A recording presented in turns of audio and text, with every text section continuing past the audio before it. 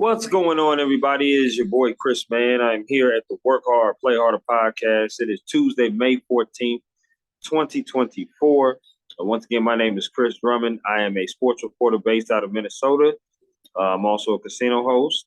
And I love to do this podcast to be able to hop on here and talk with different people, not only in my profession, which is journalism, but also talk to many others in their different profession and learn about their why they do what they do, and who they are as a person. This next guest that I have coming on is well established in the journalism field, sports journalism field, I should say. Started out in Shreveport Times, has been journaling for the Tallahassee Democrat, the Clarion Ledger in Mississippi, ESPN, and now is a senior editor and analyst for Grind City Media for the Memphis Grizzlies. His name is Micheal Wallace, and we're going to be talking to him about his why, talking to him about some fun things, talking to him about what he has coming up. And yeah, we're just going to be able to break bread a little bit and to be able to have a conversation amongst two journalists. Obviously, he's covering a professional team. That's something I would definitely love to do. So I definitely want to try to be able to get some advice and hear his story as well. So definitely will be on with us very shortly. Without any further ado, I introduce to you Micheal Wallace.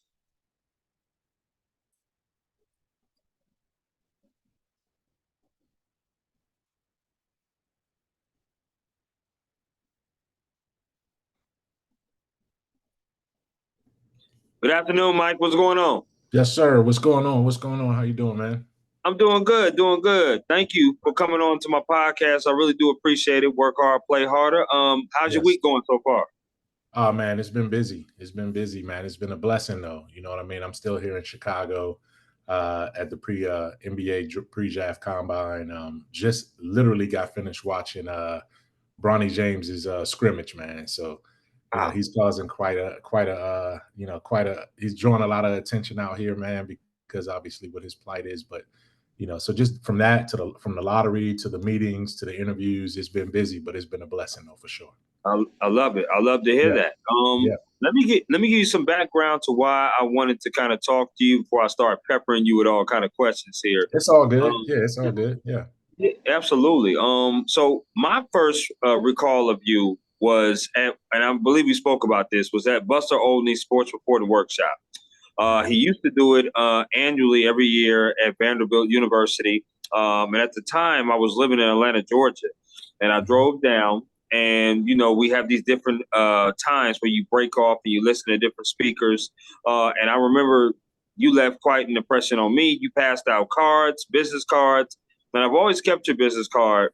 And I knew I wanted to kind of get back in contact with you if I wanted to start this up, like this podcast up. But I was a little hesitant at first. But I knew at that particular time that I came, I think you was just getting on with Grind City Media because you were coming from ESPN. So now you've been established there for quite some time. Grind City Media, for those of you that don't know, is affiliated with the Memphis Grizzlies when I do post this. So I wanted to talk to you then and there, break bread with you, be able to network with you. It's obviously not a lot of us in sports journalism, and it needs to be more. There's no question about that. So I just love to be able to hear your story about how you came about it. And that's why I wanted to talk to you. Absolutely, man. Absolutely. I appreciate those kind words, those memories, man. The Vanderbilt workshops with Buster Olney and everything that was going on back then. It was an opportunity for me too. And, the fact that it resonated with you, man, that speaks volumes, man. And I definitely appreciate it from the heart that you would say those kind of things. And we're both here today because of that. So I appreciate that. Yes, sir. Yes, sir. Thank you so much. I'm going to start off with the first question, as I always do when I bring people onto the platform, is why? What is your why of getting into sports journalism? Was there some role models that you looked up to? Was there people that you wanted to emulate? What is your why? Well, my why, born and raised in Washington, D.C., growing up wanting to be a basketball player, wanting to be an athlete.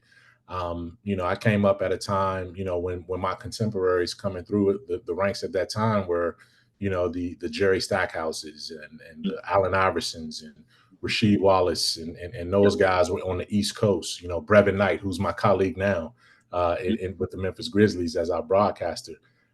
Jason Kidd, was the national top point guard at the time, coming out of Oakland, Alameda area from high Yep. school. And I just remember, wanting to make my way athletically. And I was told a long time ago, man, that if you can find a career doing what your passion is combined with what your talent is, you would never feel like you're working a day in your life in a way. You know what I mean? It'll always be a purpose there for you. So, the why was, okay, I want to be in sports. And if I can't make it, I never was good as good as Iverson. I didn't have the height and the skills as Stackhouse, Right. but I was good enough to put myself in position to go to Grambling State University. And, that's another story in and of itself.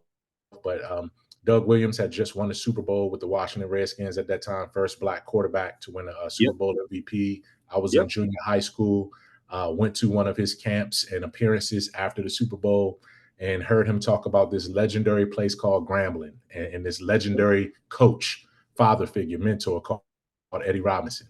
And I remember as a junior high school student at that time, I said, man, I need to find out where this Grambling is, right? If it made him special, it can make me special. You know what I mean? And it stuck in my mind from there. And so fast forward a little bit, man, I was able to get a scholarship to go to Grambling. I went down there thinking I was going to be a basketball player. That didn't work out.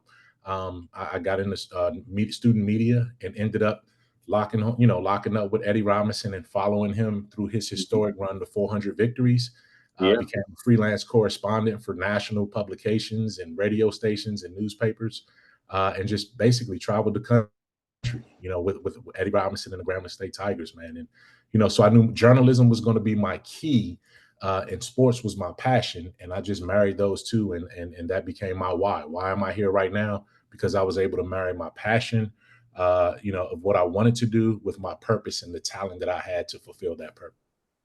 Absolutely. Absolutely. Thinking about that got me thinking of a bonus question, man, because I wanted to ask this, what have you taken from the stops that you made? Because we talk about the stops that you've had in Shreveport, at the Clarion Ledger, at the Tallahassee Democrat, right? What stops have you made, or what do you take from those stops that you made that you will still apply to your job now?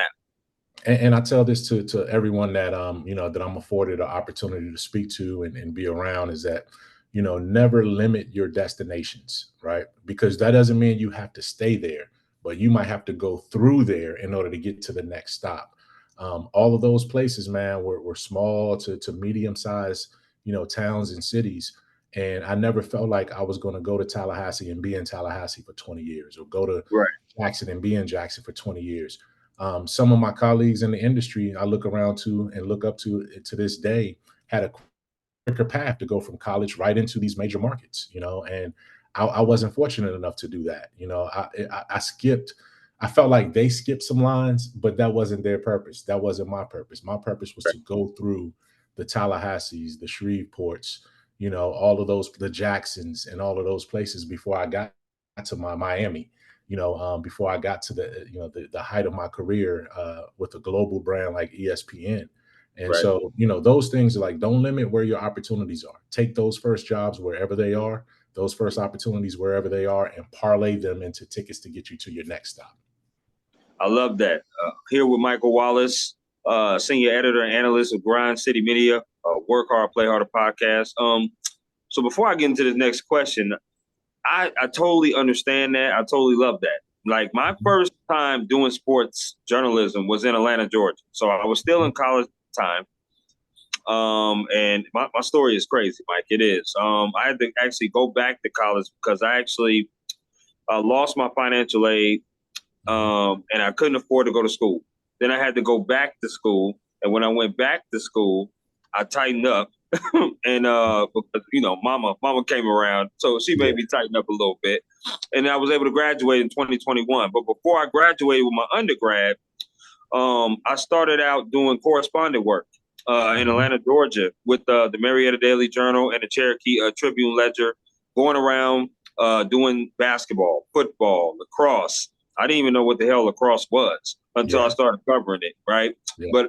But I figured that's what it was. Then it transported me to what I do now. And I'm a full-time reporter here in Minnesota. Now, you talked about small cities. I'm in Marshall, Minnesota.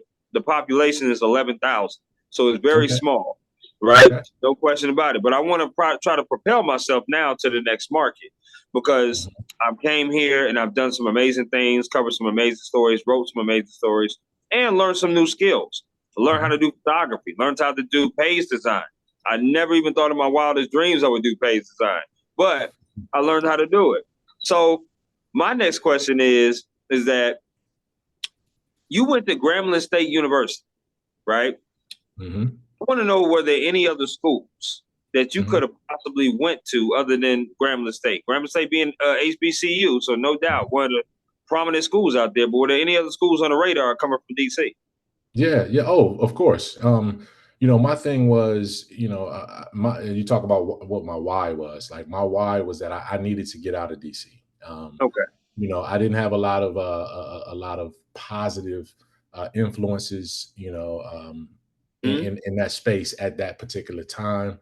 I didn't have a lot of people I can point to, with the exception of maybe one or two female relatives who went out and went to college and did their thing that way. Right. I felt like that area was closing in on me, and I needed to get away from some negative influences. Basically, was what it was. Sure. Howard was right there. Norfolk State was right there. I had 3 scholarship offers basically, and one was to Jacksonville University, one was to Grambling State University, and another one was to Oral Roberts, right in Texas. In Texas, Oklahoma area. So it's one of those things where I never really looked into those other 2. I did want to go to a HBCU. I was heavily influenced by A Different World and School Days, and when those shows came out, those were my formative years, and I wanted to be, within the culture. I wanted to feel like I was going to be harnessed in the right way at a comfortable college environment. So, there were other places. I stopped through Atlanta. I had a official visit with Clark Atlanta at the time, and I went from Clark Atlanta to the next stop was Grambling State University, and I was supposed to take one more visit to Prairie View, A&M at that time, and never made it to once I hit Grambling, I was like, this is my stop. I just felt it because obviously it was already that seed planted. It was that seed planted with Doug Williams. So I knew once I saw it for myself, I was like, oh, okay, this all makes sense. Let me do this. And the moniker at Grambling was Grambling State University, where everybody is somebody. And it was one of those situations where I felt like I was somebody the moment I went on my recruiting visit, and I just stuck with it, man. And I'm glad I did. Absolutely, no doubt. Mike, I'm gonna ask you some favorite things. Yeah. Okay, you just give me the 411 off the rip and let me know what some of those favorite things are. Are you with me? I got you. Okay, rapid fire. Let's go. Here we go. Favorite meal you like to cook? Ooh, I like to cook jerk chicken on the grill. Oh my goodness, Mike. Yeah. Woo, got my mouth watering, my boy. Oh my goodness. Okay, I'm a fried That was from chicken my Miami person. days. My Miami and my Caribbean people down there when I was in Miami for a decade. I got that from them. Yes. Okay, I like that. Favorite concert you've ever attended? Michael Jackson, 1987, the Bad Tour.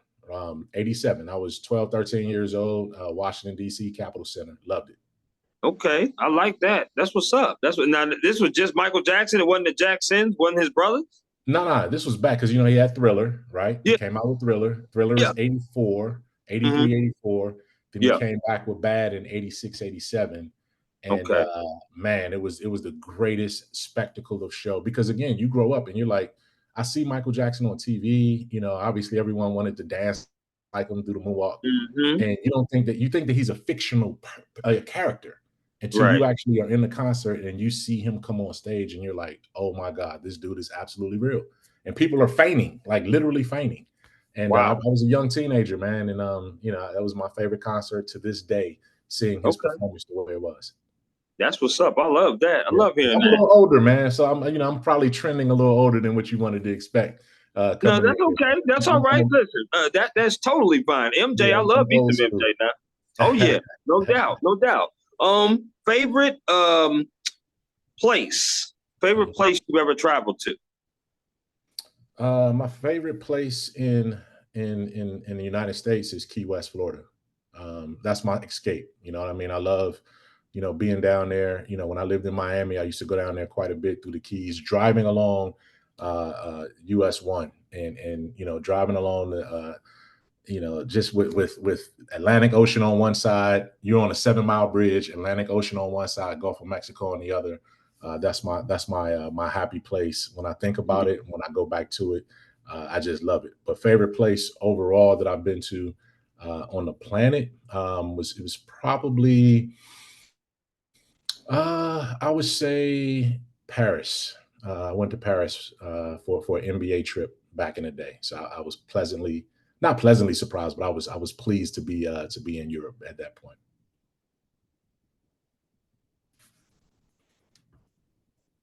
Uh-oh, did I lose you?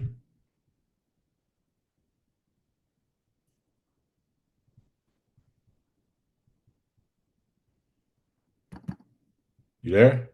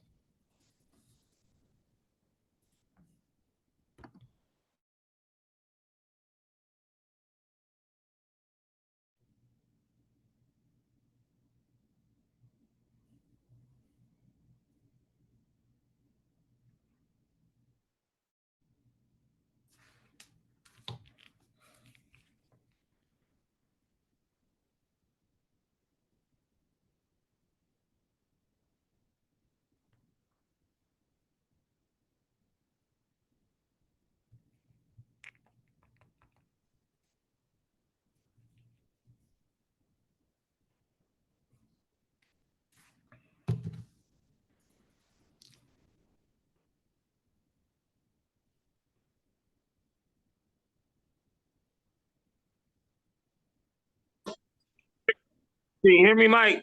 Yeah, I got you. I got you. You froze up on me and then disappeared. Yeah, your head stood still too. I was talking. I was like, what happened? And then all of a sudden, my screen went black. My All right. apologies on that. We No, it's back all with good. it. It's all good. Talk to me. You said your favorite place in the world, and then after that, you cut off. Oh, really? Okay. Yeah, Okay. So you got the first part. You got the United States part, right? The Key West. yeah, I did. Okay. So yeah, my favorite place globally that I've had a chance to visit and spend time was Paris. Okay, It was a wonderful trip. I went for an NBA exhibition game there in London and Paris. Was able to get on the bullet train to get to Paris and just seeing one of those seven wonders of the world, man. The Eiffel Tower. That was something I'll never forget. And then the real Notre Dame, what they call Notre Dame, there, the mm-hmm. cathedral. Mm-hmm. And to see the diversity in Paris was something I was surprised about. And Oh, okay. they really have a strong influence of Africans coming into Paris. French Africa is a real big thing there, real big community, and it's just a beautiful place with beautiful people. I love that. I do. I got to ask a sports question because I'm a sports reporter myself. Yeah, Favorite sport that you like to watch on TV? Favorite sport you like to watch in person? It could be the same. yeah. Favorite sport I like to watch on TV is boxing. Like I grew up a real big boxing buff, right? I Okay. don't like it as much because there's the game has changed a lot Nope. since what I grew up loving. Like I grew up in the Sugar Ray Leonard grew up in a neighborhood close to mine, right?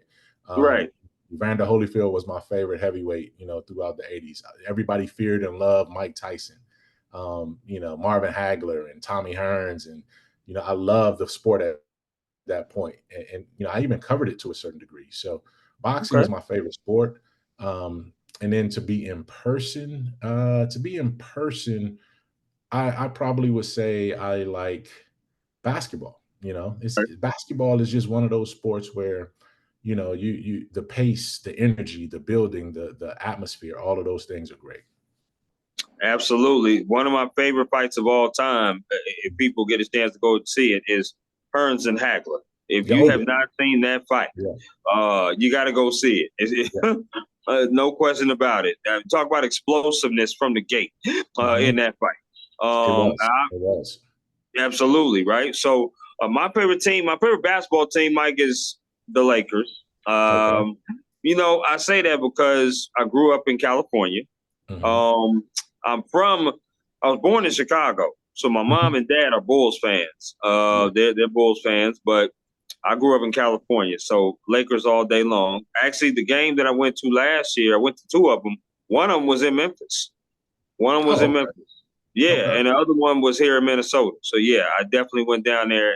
Definitely went to the Memphis because I wanted to go to the Memphis arena and see what that is, see what Beale Street was like. Y'all got some really good barbecue down there. That's for damn Well, you sure. got man. I feel offended, man. You came in town and didn't look me up, brother. I mean, I would have definitely took I you did for. because you were busy at that time. But now that I got you on here, now Yeah, I yeah, can coordinate a schedule with you and be like, yeah. okay, whenever I do Absolutely. come back down there, let's make it happen. Let's No do it. question about it, man. That invitation is wide open for that, brother. Okay. Hey, we definitely going to do that next time you come through. Don't ever Okay. come back through that way without hitting me up for sure. Hey, not no more. I got you Yeah, on that. Okay, I yeah. feel it. I feel it. So let's talk about what you do day to day for Grind City Media, right? Hmm. Your title is senior editor / analyst. But Hmm. what does Mike do when you get up in the morning for the Memphis Grizzlies? Like what is a day like, whether it's Yeah. in the in season Hmm. or off season? What is it like? Well, what I'm discovering, man, is the games and the interest level and the money and the exposure continues to increase and intensify. There's really no off season, right? Like, so it's all man. You're on the go a lot, and you're just shifting your focuses to different projects. But in the middle of a season, what my day is like, particularly if we're on the road, I get up and I go to I usually we have shows on Grind City Media's network, grindcitymedia.com. So we have a morning show, a mid-morning show, and an afternoon show. And if I'm on the road with the team, I travel with the team for all of the road games. Okay. Stay on the team flight at the team hotel. So I'm around the players all the time when it comes to that. So I would get up and do an update. So if we're in Minnesota, right, playing the Timberwolves, I will wake up and log in just like we're doing now and be a on location guest on one of our morning shows, giving them an update on setting the scene for that night's game. First thing in the morning. Then I would go to shoot around, the practice that the teams have during the day before a game, before that game night. I'll talk to the coaches and players, get any updates, any injury information, any lineup tweaks or changes. And then I'll sit down with one of the players and do what I call a shoot around sit down, which is a one-on-one style interview, introducing our fans to different things about the players, the personalities. They know what the player is on the court, but I like Right. to talk to guys about who they are off the court, and especially if it's a player that's from that region or that state or that city. I'll say, hey man, take me through, what it was like growing up here, and what is it like having family here, coming back. So we'll get a personality piece done that goes on our website and shared on our social media platforms. And that's just the start of the day. After that, I try to get a workout in. As I'm getting older, man, I'm trying to stay in shape. Now that the season's ended, I could kind of took a month off. I need to get back into it and get my fitness right for the summer. But Mm-hmm. that's when I try to get a workout in. And then the afternoon, you start getting ready. There's production meetings for our pregame TV show. What am I going to do? What am I going to talk about in our pregame segment? What are we going to do on our radio broadcast? So then it's the game night. We ride the bus to the arena. We get there. I do a stand up from courtside. It's called the courtside road report, and I give Okay. this going into the game. Then I have a segment on our pregame TV show. Then I do a radio pregame spot. Then I'm the radio analyst, color analyst on our radio broadcast. And then afterwards, then I go into the locker room, do interviews, and we head to the airport or head back to the hotel, wake up, start it all over again the next day, man. So that's pretty much a day in a nutshell. Doing it multimedia style. I would write a column the next morning for the next morning's website, after doing radio and TV. So like Biz once said, man, radio, TV, and even the press. I got it all. I got the vapors all over the place, man. So that's what I try to do day to day. I see that. Okay. On here with Micheal Wallace, senior editor, analyst for Grind City Media for the Memphis Grizzlies Work Hard, Play Harder podcast. Mike, I love that. If there was somebody like myself or anybody that will come up to you and be like, yo, Mike, I would love to do what you do. What is some advice that you would give that person to prepare them for that kind of lifestyle, prepare for them for that kind of work? Because, they see you doing it and they be like, man, you make it look so easy, but we all know it's not. So what would you do and what would you say to that individual? I would say, all right, let me tell you what I do. Let me show you what I do. I would give you an invitation into what my day is. I love offering, extending shadow opportunities or mini internships where, guys talk to me and then I say, hey, come on, hang out with me for a day so you can see what it really is like to do this. And then if it's a student let's say a student is coming home to Memphis, but they go to another university out of state.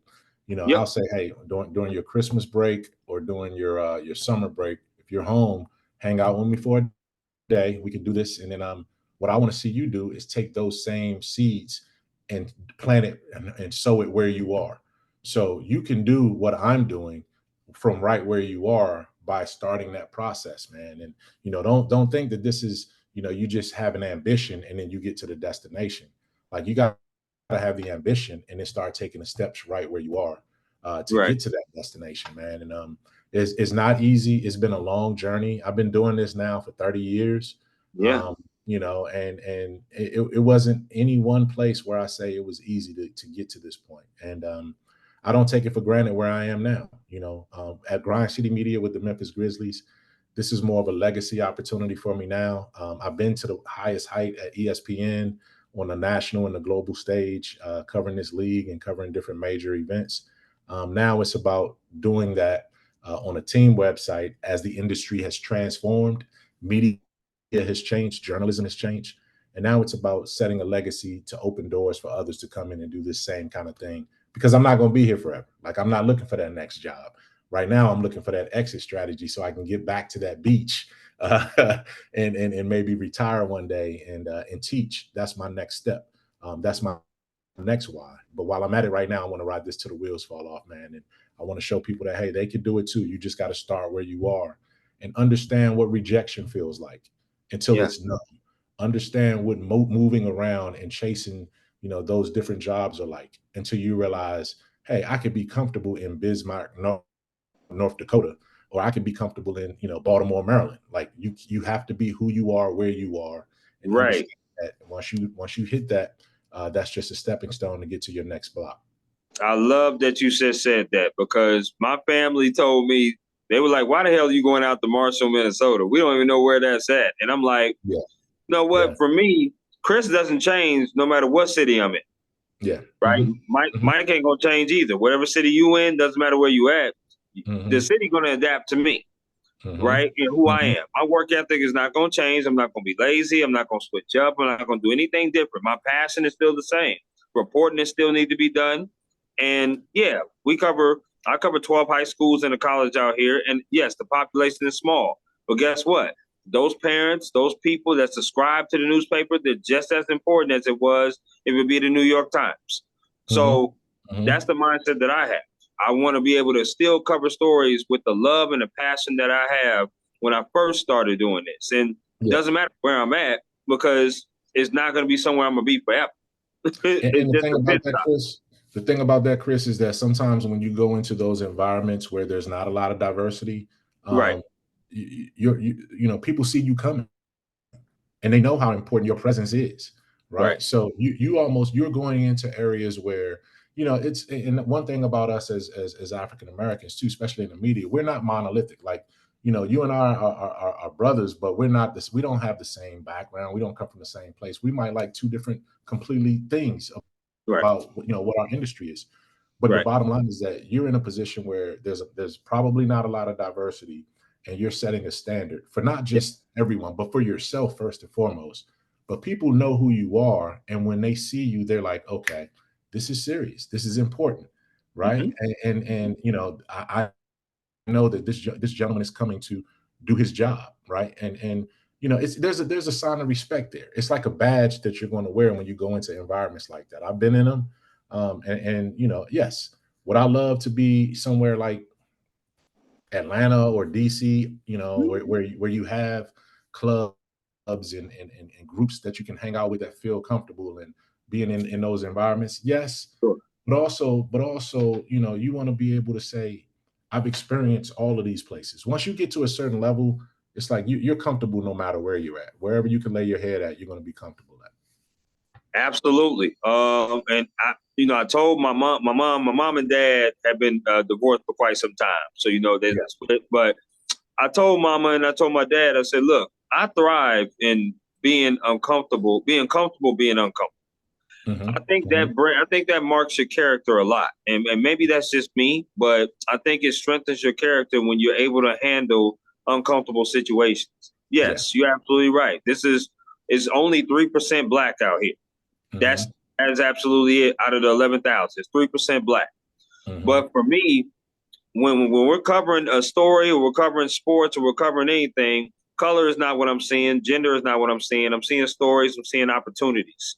Mm-hmm. And I see stories there to talk to people. I'm not afraid to go out and talk to people. I'm not afraid to be different. I'm certainly not afraid to be the only black person at an event.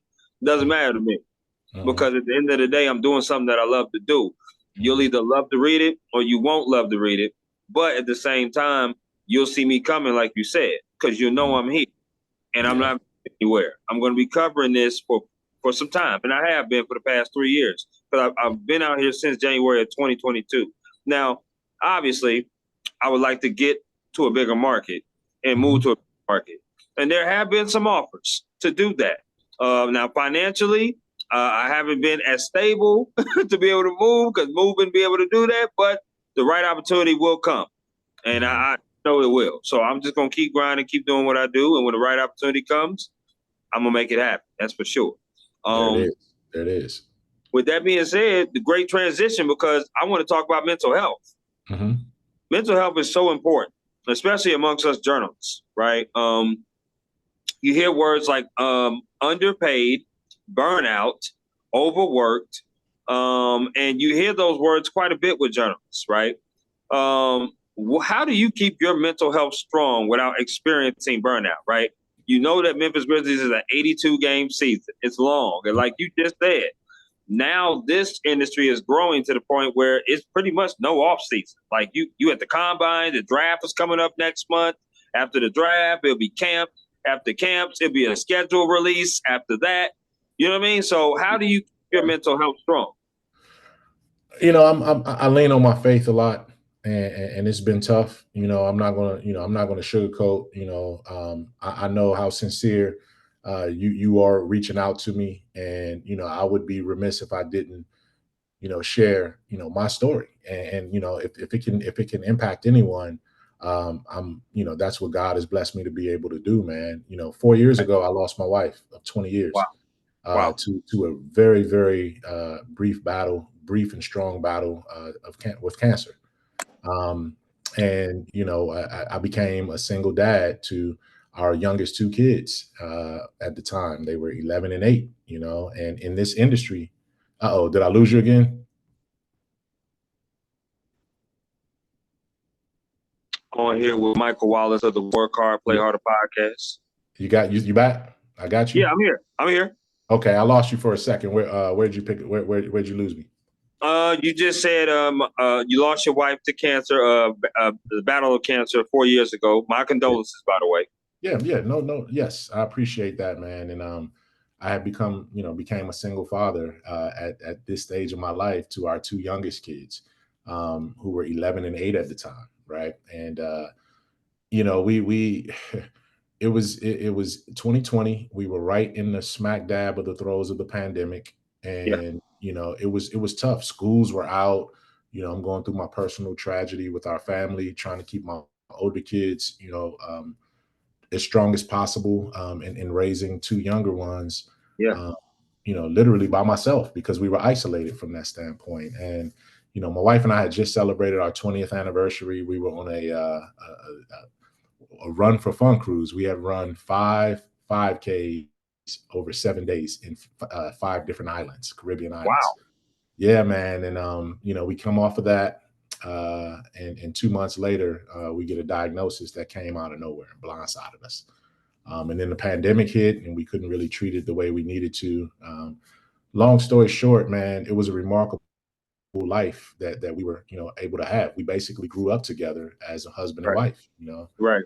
Um, so coming out of that and then going into the pandemic, and then navigating some career things that I was trying to figure out, how can I continue in this career as a single father, because I have to be home. I have to be able to raise my kids, and I can't be on the road. So it was almost, one of those situations where it was a pause, and I had to reset and refocus. And coming out of that, if you are you still there? Did you freeze up on me?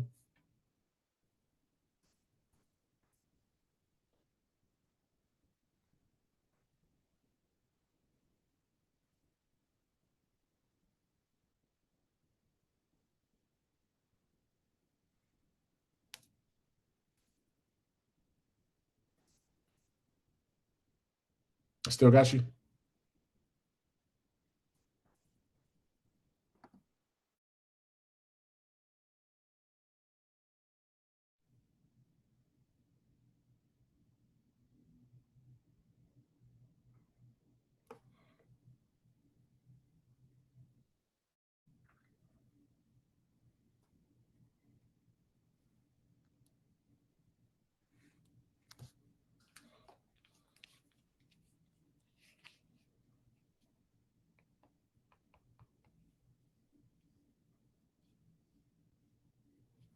Got you.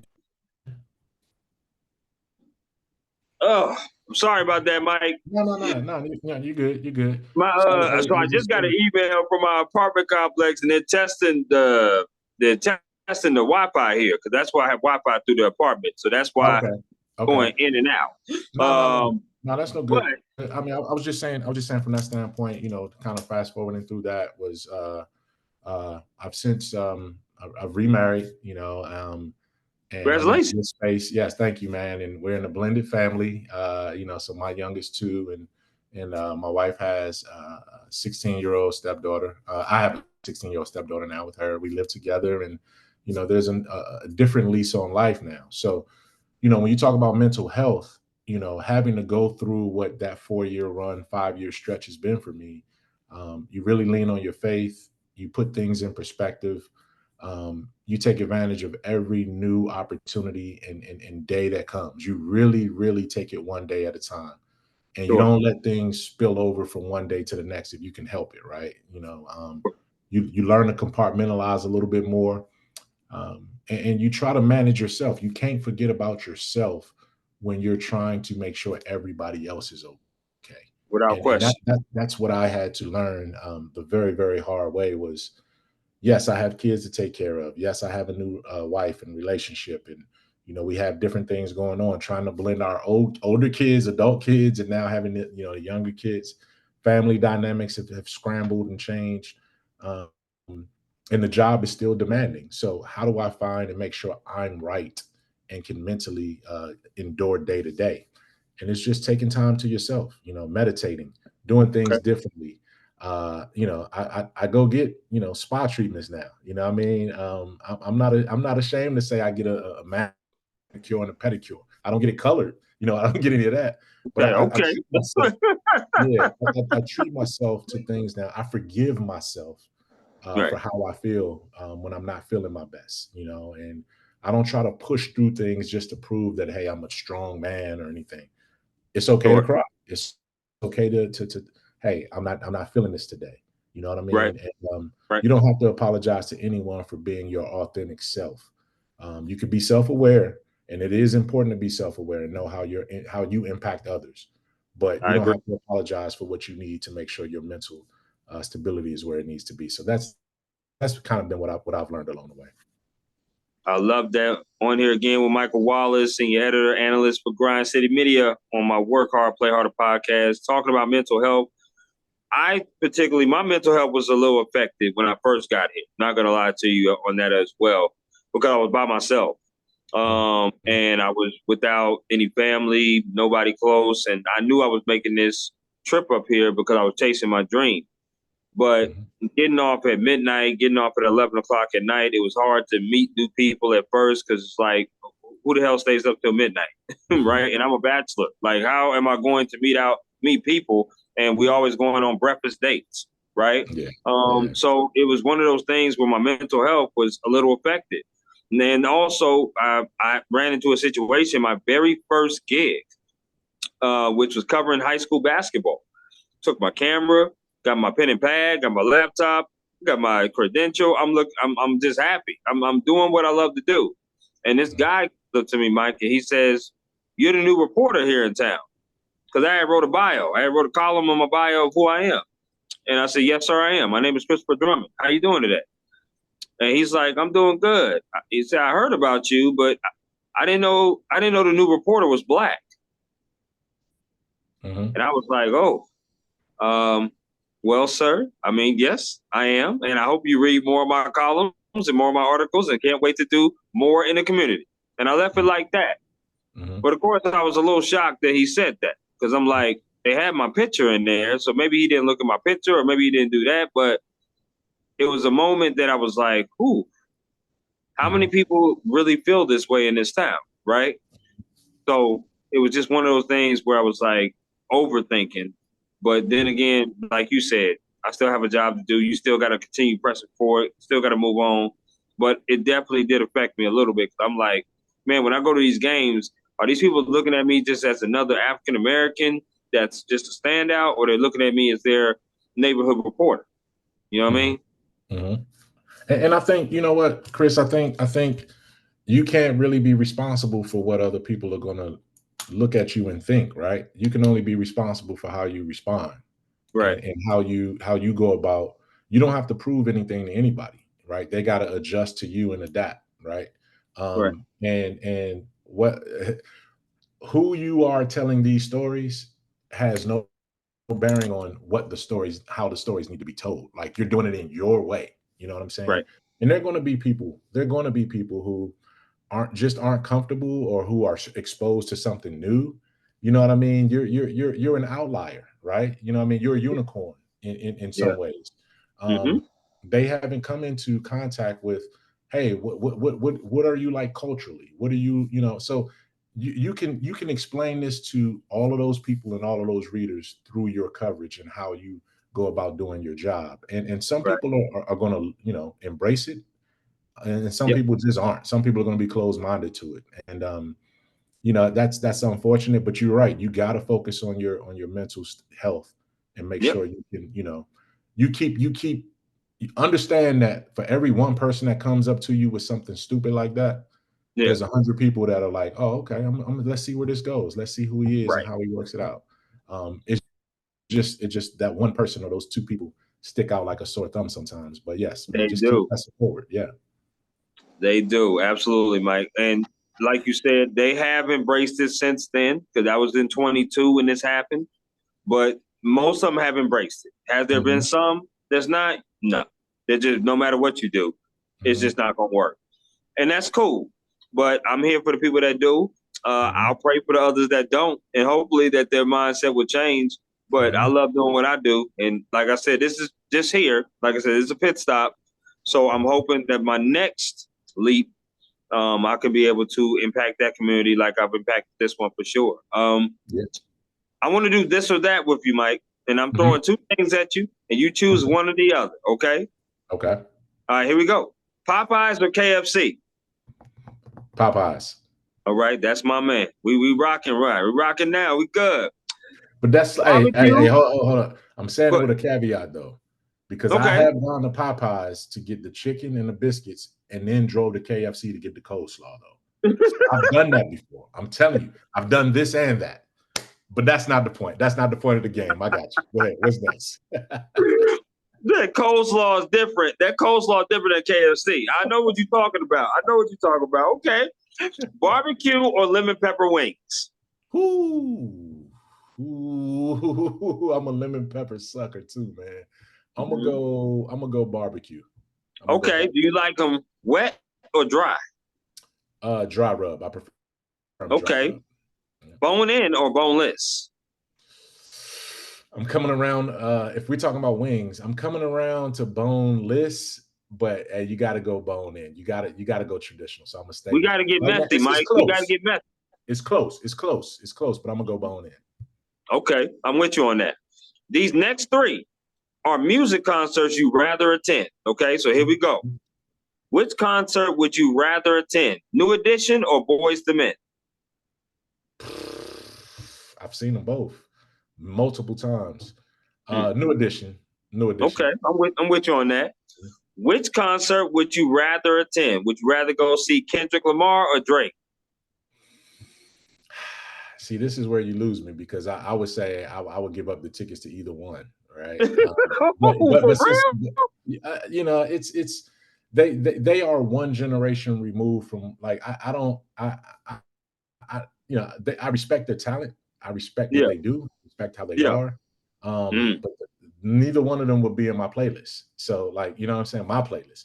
However, I will say this. If I had to go check out one, um, Drake's more of an entertainer. Kendrick is more of a creator, creative mindset in terms of how he presents his things. I Okay, would rather see Kendrick. I'm more of a Kendrick. If I had to lean towards one of the two, it would be Kendrick over Drake.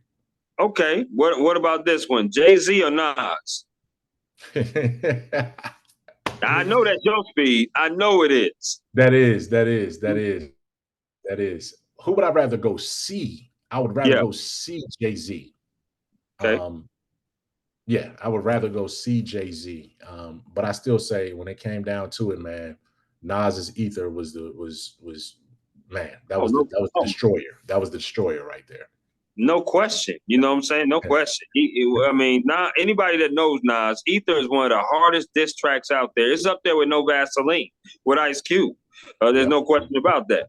So Yep. yeah, anybody that knows music knows that for sure. Well, there's three. Um, There's three. The third one, the trilogy, because I consider the trilogy in terms of this track. Um, Ether, No Vaseline, okay. and Hit 'em Up. Hit 'em Up. Yeah, that Tupac one was pretty good. Hit 'em Tupac Up. one was pretty good. You're right about Definitely that. hit 'em up. Okay. Sure. Yeah. Okay. Yeah. All right. Now here we go. This next one here is football or baseball. Which one are you either watching? Which sport would you rather be entertained by? Football, no question. Football, no Okay. question. Although I Okay. do have an appreciation for baseball, I Got do. But not football, no question on that one. okay. Which sport would you rather play? Badminton or bowling? Oh, bowling, bowling, Can bowling. you bowl? Yeah, I can bowl. I can bowl. I don't have any. I don't have a curve on my bowl, on my roll. I'm a Okay. straight up dude. But I'm pretty competitive when it comes to that. All right, Mike. When I get out there in Memphis, we might have to try that out. For sure. I know exactly where to take you. You know what I'm saying? Okay, We I'm can do with it. it. Yeah. I'm with it now because I bowl too. I bowl too, All just to let right. you know. Okay, okay. So, two more questions on this or that. Mhm. Dessert. Are you a dessert person? Depends. Okay, here we go. Mhm. I'm gonna throw four desserts out at you. You got to choose one you'll never eat again. Okay, Okay. here we go. Cookies. That's one. Two is cakes. Three is ice cream. Four is pies. Which one are you throwing away? Oh, I could throw pies away easy. I could throw pies away easy. Even though Really? I love cobblers. And that's in the pie family, right? So, It you know, is. yeah, if I had to boot one of them off the island and somebody said you can never eat one of these four again, yeah, I would sacrifice pies before I do cookies, cakes, and ice cream. Okay. Mhm. I'm really close on cakes or pies. I'm really close. I don't know which.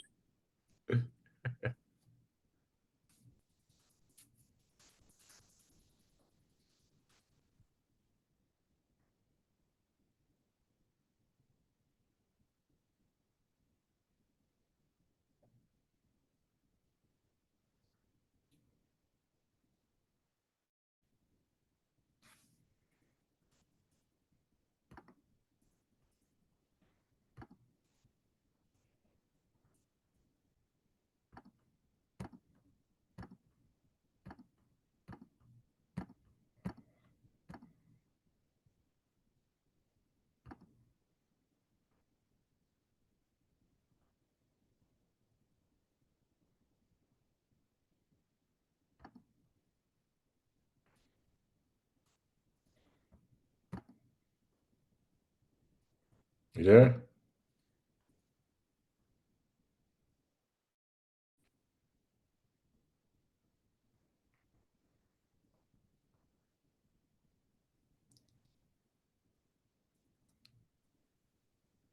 Can you hear me, Mike? I got you. Got you. Got Oh, you. you got Got me? you. Okay, here we Yep. go. Here we Yep. go. All right. So I'm gonna ask you the same question about chips. Okay, Mm-hmm. are you a chip person? Mm-hmm. Yes. Okay. So A is Cheetos. B is Doritos. C is Ruffles. D is Lay's. Which one are you getting rid of? Cheetos. I can get rid of Cheetos. I'm with Yeah, you on that, Mike. I can get rid of Cheetos. Doritos, man, I'm still old school Cool Ranch. Um, Lay's, I can go, different kind of flavors, and Ruffles, I can do that too as well too. So yeah. Cheetos would be the ones I would kick to the curb. Okay, I'm with you on that. I'm with you on that. All right. So if Mike wasn't in sports journalism, what career would you have pursued and why? Now, it would be professor, educator, from that standpoint. I always wanted, I'm a history buff, so I always wanted to be a history teacher. Mhm. Um, and I want to combine history, sports, social justice, and in some kind of way. So if I wasn't doing this, that's what I would do, and that still may be what I'm pursuing my master's. I got 4 classes left for a master's in new media technology, and once I get that, then that can be a segue into teaching at the college level as an adjunct or entry level professor type situation. But That back in the day, if I didn't mhm. go and pursue journalism, um, man, I probably would have went into business, Okay. business of some sort. I love that. And I'm also too pursuing my master's at my alma mater. Okay. I just finished my first semester Hmm. of school. I'm getting my master's in professional writing. Okay. Yeah, Okay. so I got my undergrad in broadcast journalism and Yeah. emerging media, and I'm getting my master's in professional writing. I should be done May of 25 Good. because Good. I Good. also want to open an avenue up to possibly teach, but I also want to be able to become a better journalist as well. Yeah. But also talking to wonderful people like yourself and a few others that I've also talked on this platform and have networked with. Sometimes I Hmm. get them to read my stuff as well because I Hmm. always want to try to be better. I always want to try to get as many feedback as I possibly can. Hopefully, I know your schedule is busy, but I would definitely send you something if that's possible as well to be able to get some feedback from you too. For sure. For sure. For sure. Add me to the list, man. Add me to the list. I I'll be appreciate happy to. I appreciate that. What is some advice, Mike, that you got in your life that you hold on dearly to? Hmm. Um,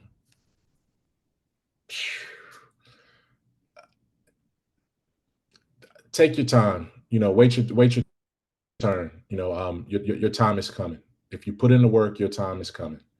Hmm. Um, and it might not come when you want it to, but if you keep putting in the work, you will be prepared when it does come.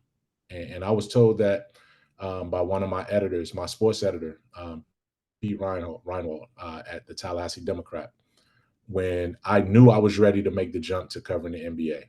I was at the time in Tallahassee. I was covering colleges and HBCU, and I was a backup on the Florida State beat, and I just knew I was like, man, Pete, I'm 30 now, man. Like I'm 30 years old, and I want to get to the NBA. I just can't see the path. I can't see the path there. I'm driving to Jacksonville to go cover NFL playoff games of the Jaguars. I'm driving down to Orlando to hop on the Magic when I can. Like I'm doing, but I'm not getting the breakthrough to get a full-time opportunity to move on. And I remember we went. Here's another why. Pete and I, my sports editor, we went to go play basketball one Saturday at this park in Tallahassee, and it's a park where it was a whole bunch of a bunch of Jamaican brothers was out there, and they were eating beef patties and stuff, playing hoops. We went out there and Right, played. right. Why was that important to this story? I still don't know to this day, but I remember it like it was yesterday. We're shooting hoops, man, and we're playing, and then in between games, we get put off. You know, so we sit down and take a break and try to hydrate. And that's when he told me, you know, I was like, Pete, man, I'm 30 years old now, man. I'm 31 or something. And, you know, if I don't get my break now to get to that next level, like I may not get there. I might have to be here, you know, for the rest of my career. And I remember him saying, look, you can get there from here. You just have to be ready when that time comes. It's not on your calendar. You know what I mean? It's not on your time. It's on fate's time. And what fate meant to me was faith. You know what I mean? FATE was his word. FAITH was mine. Right. And so I had to lean on my faith, man. And I had to say, you know, God, you're at you know what I want. You know the desires of my heart. You know where I'm at in my career. I think I'm good enough, but you have me here for a reason. And, you know, all the things that I went through career wise, and it was stagnant. And then finally, when that breakthrough did come, Tallahassee put me in a position where they put me on loaner because it was a McClatchy and Knight Ridder newspaper chains.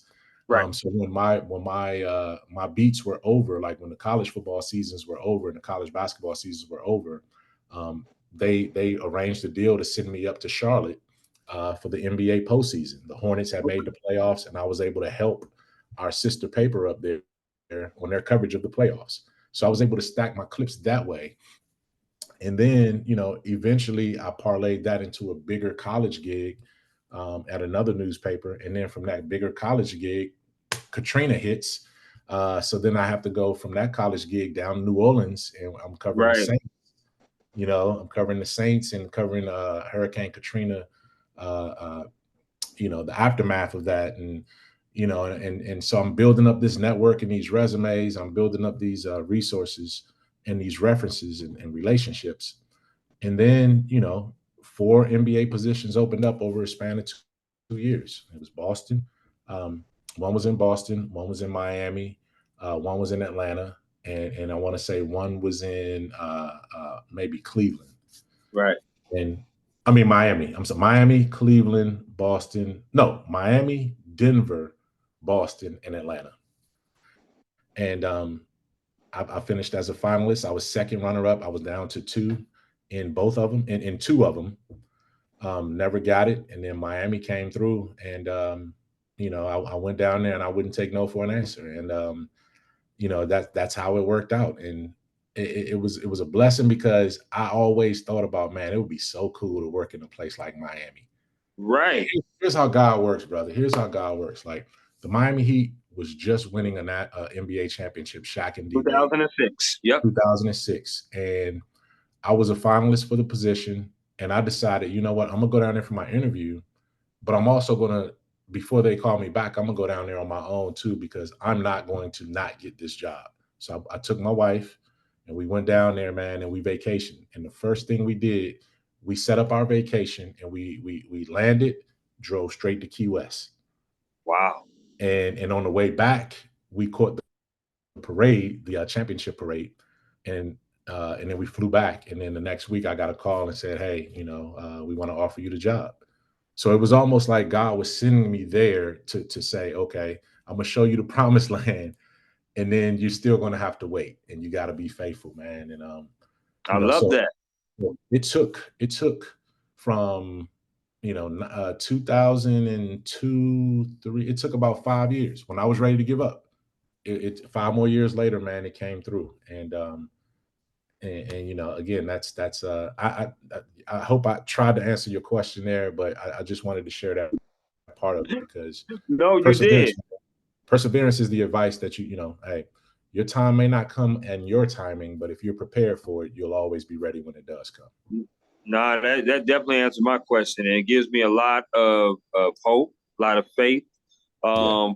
Not just myself, but you know, anybody that will watch this once this is posted on my YouTube channel, to just be able to keep going. You know, you may not be where you want to be right now, but if you keep working and keep grinding, you can get there. It's just a Yeah. matter of your time, fate, combination of both, Yeah. right? And Yeah. it really is. It really is that. So then once opportunity presents itself, be ready. And Yeah. that's just what it is. And I'm definitely going to be ready for mine when my next one comes for sure. And then anybody else who's out there doing their thing, they should be too. On here with Micheal Wallace, senior editor, analyst for Grind City Media, once again for the Work Hard, Play Harder podcast. Mike, we've had such a great conversation talking about all different kind of things. I love your transparency and your openness. Thank you so much. Is there anything else you would like to add before we conclude it? Yeah, man. I just want to say, thank you, for reaching out. And that's one of the things that I tell people all the time is when you have a chance to connect with someone, find an email, find, a business card and give them a chance to say no, right? Don't be afraid. You know what I mean? And don't fear rejection. One last story, quick story I'll tell too is, Let's you do know, it. another time I was in, still in Tallahassee, right? And I remember knowing that I wanted to get to the NBA and cover the NBA. And I reached out. I reached out to Rob Motti, who was the Minnesota Timberwolves beat writer. Back then, I also reached out to Stephen A. Smith, who was the Philadelphia Inquirer Yep. beat writer. Writer for the Philadelphia 76ers. There was another a couple more, and but I'm using this story to talk about Stephen A. Smith. And Rob Motti emailed me back. She emailed me back and told me, and gave me some encouraging advice. But I never heard back from Stephen A. Smith. And and 10 years after that, I get to ESPN, right? And Right. Stephen A. Smith is at ESPN by then. And we're at our preseason basketball coverage planning meetings and everything. And I get up to Stephen A. And I'm like, hey, man, listen, I introduced myself to him. We had kind of known each other in passing, but I reintroduced myself to him. I said, hey, back in the day, man, about 8, 9, 10 years ago, I sent you an email, brother, when you were in Philadelphia. And I was aspiring to try to get, some insight on how can I get into the NBA? What can I cover? What can I do? What steps did you take? Sure. And he was like, oh, yeah, okay, yeah, I get emails like that all the time, man. And he was like, what did I tell you? What did I tell you? I said, you didn't respond. You're like, I never got an email back from you.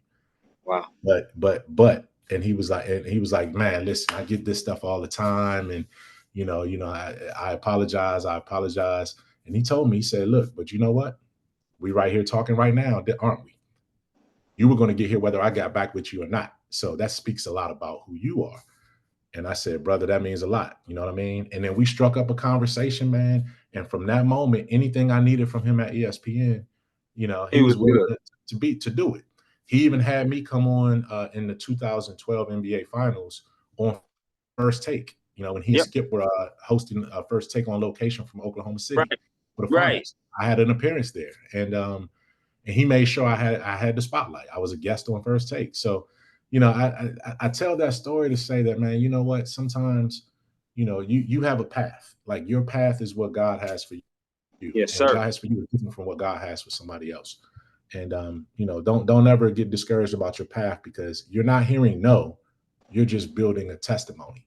And that's what I've done. That's how I look at it now. Had I gone straight to the NBA coming out of Grambling or 2 years after that, I wouldn't have had the opportunity to share the perseverance of my story and what I've gone through, because I wouldn't change that for anything, man. And that's the last thing I want to leave. You know what I mean? It's a blessing to be able to share. And if I can't do anything else in this space, it's being transparent and being able to share, and hopefully that inspires somebody. Absolutely inspiring me. I love seeing you do what you do, brother. I really do. I really love seeing what you do from afar. The fact that it's just not a lot of us as far as African-American males doing this sports journalism thing, whether it's on teams or writing. I want to be able to create more. I want to be able to create, when I say create more, I want to be able to create more opportunities for people to come out.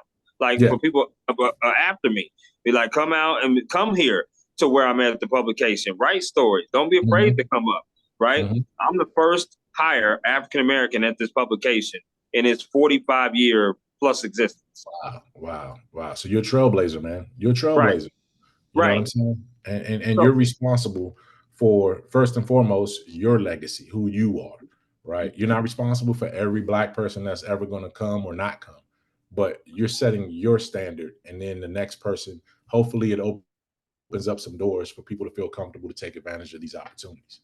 Absolutely. And that's exactly what I want to do. I appreciate you, Mike, coming on my Work Hard, Play Harder podcast, breaking bread with me, man. Listen, you take care. Enjoy your Tuesday, brother. Covering the NFL Combine out there. And I hope to see you down the pipeline, man, very soon. Like I said, I'll let you know if I'm ever in Memphis or ever nearby where you're at. That's for sure. Absolutely, man. For sure. You got my contact now, man, and we definitely gonna. This won't be the last time we break bread and fellowship, brother. Oh, no doubt. You take care. Enjoy your Tuesday once again. Thank you so much, my brother. All right, take care now. I know.